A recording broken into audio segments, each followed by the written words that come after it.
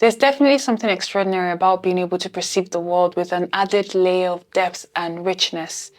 This heightened awareness allows us to notice even the smallest things, and it's like having a kind of a more profound way of experiencing the world. However, there is a downside to this. It can leave us feeling very porous and vulnerable, and that is where the paradox lies. While it's a blessing to feel and see it all, we're constantly battling the curse of emotional and mental depletion. It's a balancing act that I myself have been trying to master for years now. Like, how do I protect myself mentally, spiritually, emotionally, and physically without denying the intensity that flows within me? If you're a highly sensitive person, you know that your antenna is not selective. It picks up joy, love, and fluffiness in the same way that it picks up pain, anguish, and sorrow. I can't tell you how many times I've struggled to get out of bed because I am, sometimes unintentionally, holding space for someone else. It used to be so bad when I was a lot younger. Like, I'd just be having a whole crisis, a full-on crisis that I couldn't pinpoint, I couldn't find reasons for. It wasn't until I started checking in with myself that it hit me. Sometimes these feelings, these tears are not my own. In my 26 years on earth, I've learned that my feeling too much has never actually been the problem. It's my lack of boundaries that has been hitting me upside the head. Part of the process of embracing your nature is creating space for yourself to thrive. And one major way of doing that is by recognizing your limits and being able to communicate them effectively. Of course, it's okay to hold space for people. The key word there being people. And that means that it includes you too. And I think that's where we sometimes struggle. We forget that we're part of the people that we have to hold space for. So you hold space for people, but when it becomes dangerously parasitical, or when you start losing sight of the demarcation between their stuff and your stuff, then you have to pull back. You gotta check in. You gotta, take a moment and breathe and see, is this working? Emotional exhaustion is real. And when we don't take care of ourselves, when we remain everyone's go-to person, or we allow every single stranger to trauma dump on us, or we chase after or leave ourselves open to every piece of world news, your body would do what it needs to do to survive. In my case, I sometimes go through these periods of emotional flatline. I just shut down. You could tell me the craziest, most horrific thing in the world and get absolutely no reaction from me. Honestly, in those situations, when I'm in the shutdown mode, you're actually better off talking to a rock than me, because I genuinely have nothing to give.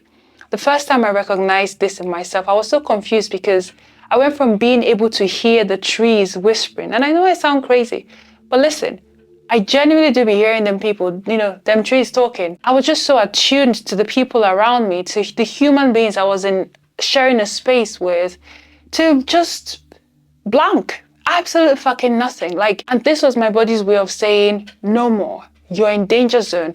Anything else and you will crash. Now that I know that about myself, my self-care goal is to, as much as it is within my power, to have as few emotional flat lines as possible. So this means that I'm paying attention and always checking in with myself. I want to be aware of my emotional states. I want to identify potential triggers so that I can make necessary adjustments.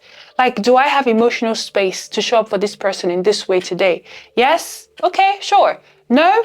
I set boundaries. Yes, Mary, I know. I know the world is falling apart, baby, but I don't want to hear it. Not today.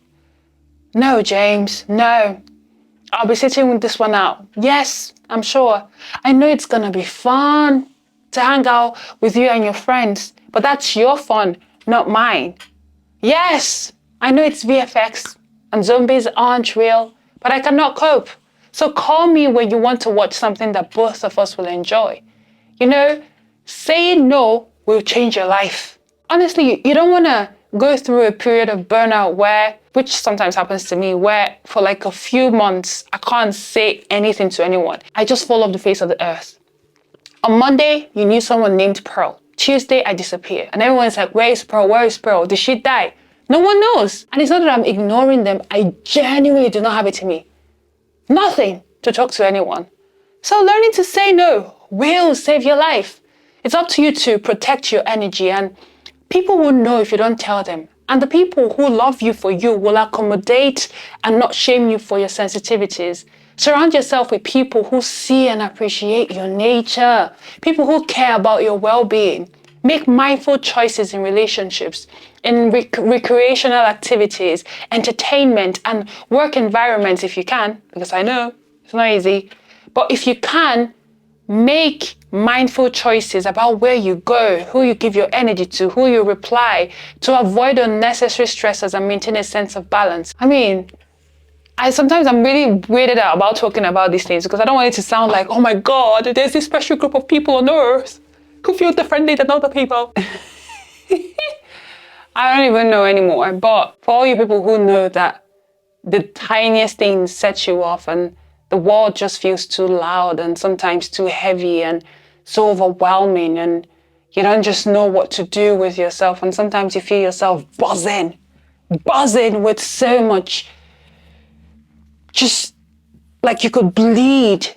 I don't know how to explain it, like just you could bleed what you're feeling. Like if someone touched you wrongly, you just bleed what you're feeling. This is just kind of my internet side reminder for you to please take care. As always, forgot that. It's an absolute pleasure. My name is Pearl, and I'll see you in the next video. I'm shaking my bum, but you can't see me shaking my bum, so I'll just do it here. I will see you in the next video. Oh, my water. Oh no, sorry.